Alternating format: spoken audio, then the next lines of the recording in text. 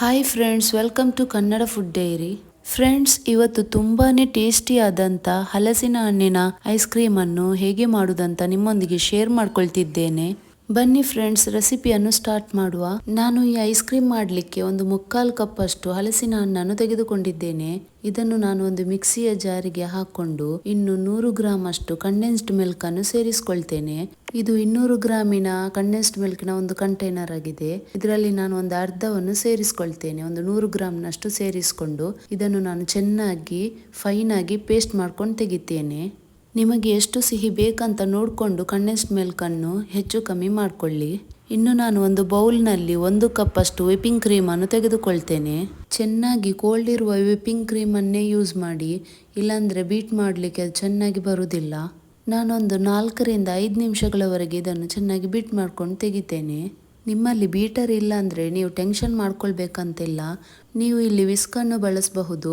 ವಿಸ್ಕ್ನಲ್ಲಿ ಸ್ವಲ್ಪ ಟೈಮ್ ತಗೊಳ್ತದೆ. ಹ್ಯಾಂಡ್ ಮಿಕ್ಸರಲ್ಲಿ ಆದರೆ ಸ್ವಲ್ಪ ಬೇಗ ಆಗ್ತದೆ.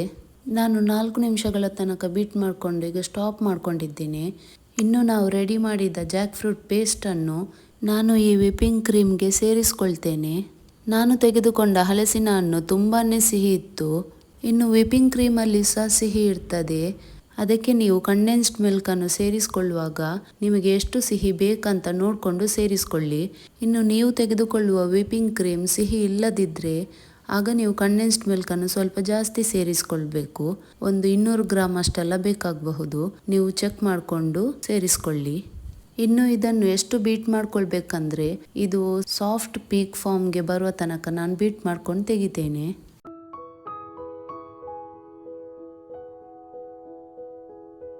ಇನ್ನು ಐಸ್ ಕ್ರೀಮ್ನ ಟೇಸ್ಟ್ ಇನ್ನೂ ಹೆಚ್ಚಾಗಲಿಕ್ಕೆ ನಾನು ಜಾಕ್ ಫ್ರೂಟನ್ನು ಸಣ್ಣ ಸಣ್ಣ ಪೀಸಸಲ್ಲಿ ಕಟ್ ಮಾಡ್ಕೊಂಡು ತೆಗೆದಿದ್ದೇನೆ. ಇದನ್ನು ನಾನು ಈ ಕ್ರೀಮಿಗೆ ಸೇರಿಸ್ಕೊಳ್ತೇನೆ. ಇದು ಒಂದು 2 ರಿಂದ 3 ಟೇಬಲ್ ಸ್ಪೂನ್ನಷ್ಟು ಇರಬಹುದು. ಇನ್ನು ಇದನ್ನು ಚೆನ್ನಾಗಿ ಮಿಕ್ಸ್ ಮಾಡ್ಕೊಂಡು ತೆಗಿತೇನೆ.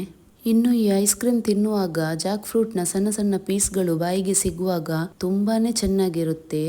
ಇನ್ನು ಈ ಕ್ರೀಮನ್ನು ನಾನು ಒಂದು ಏರ್ ಟೈಟ್ ಕಂಟೈನರಲ್ಲಿ ಹಾಕ್ಕೊಳ್ತೇನೆ.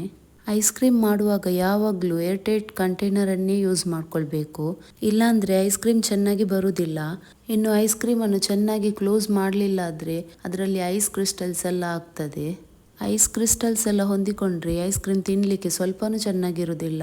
ಇನ್ನು ಈ ಕ್ರೀಮನ್ನು ನಾನು ಈವನ್ಲಿ ಚೆನ್ನಾಗಿ ಸ್ಪ್ರೆಡ್ ಮಾಡ್ಕೊಳ್ತೇನೆ.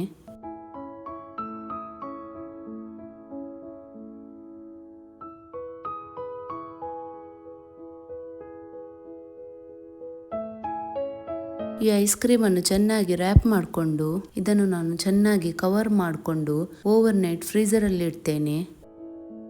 ಇನ್ನು 10 ಗಂಟೆಗಳ ನಂತರ ನಾನು ಐಸ್ ಕ್ರೀಮನ್ನು ಓಪನ್ ಮಾಡ್ಕೊಂಡು ತೋರಿಸ್ತೇನೆ.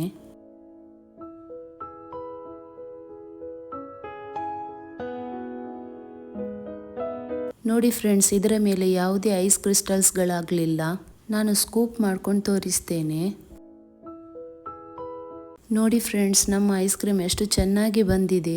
ಇದರ ಕ್ರೀಮಿನೆಸ್, ಇದರ ಟೆಕ್ಸ್ಚರ್ ನೋಡುವಾಗಲೇ ಗೊತ್ತಾಗ್ತದೆ ಇದು ಎಷ್ಟು ಚೆನ್ನಾಗಿ ಬಂದಿದೆ ಅಂತ. ಫ್ರೆಂಡ್ಸ್, ನೀವು ಈ ಐಸ್ ಕ್ರೀಮನ್ನು ಒಂದ್ಸಲ ಟ್ರೈ ಮಾಡಿ ನೋಡಿ, ಖಂಡಿತವಾಗಿಯೂ ನಿಮಗೆ ಇಷ್ಟ ಆಗಬಹುದು. ಈಗ ಇರುವ ಸೆಕೆಗಂತೂ ಎಲ್ರಿಗೂ ಐಸ್ ಕ್ರೀಮ್ ತಿನ್ನಲಿಕ್ಕೆ ಮನಸ್ಸಾಗ್ತದೆ. ಮಕ್ಕಳಂತೂ ಡೈಲಿ ಐಸ್ ಕ್ರೀಮ್ ಬೇಕಂತ ಡಿಮ್ಯಾಂಡ್ ಮಾಡ್ತಾರೆ.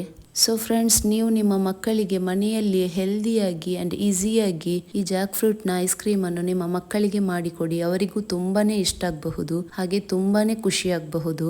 ಈ ಸಮ್ಮರಲ್ಲಿ ಟೇಸ್ಟಿ ಆದಂಥ ಜಾಕ್ ಫ್ರೂಟ್ನ ಐಸ್ ಕ್ರೀಮನ್ನು ಎಂಜಾಯ್ ಮಾಡಿ ಅಂತ ಹೇಳ್ತಾ, ಫ್ರೆಂಡ್ಸ್, ಇನ್ನು ನೀವು ನಮ್ಮ ಚಾನಲನ್ನು ಸಬ್ಸ್ಕ್ರೈಬ್ ಮಾಡಿಲ್ಲ ಅಂದರೆ ಪ್ಲೀಸ್ ನಮ್ಮ ಚಾನಲನ್ನು ಸಬ್ಸ್ಕ್ರೈಬ್ ಮಾಡುವ ಮೂಲಕ ನಮಗೆ ಸಪೋರ್ಟ್ ಮಾಡಿ.